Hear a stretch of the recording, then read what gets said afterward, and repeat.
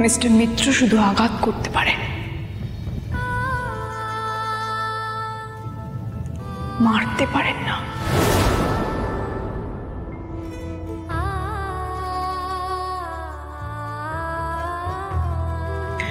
উনি এমন আঘাত করতে পারেন যা একজন মানুষকে সারা জীবনের মতো মনের দিক দিয়ে ভেঙে দিতে পারে। কিন্তু মেরে ফেলার মতো মানুষ উনি নন। কেন জানো?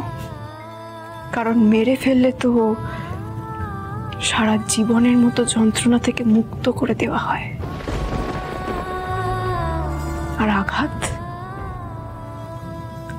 আঘাত তিলে তিলে মারার ব্যবস্থা করে।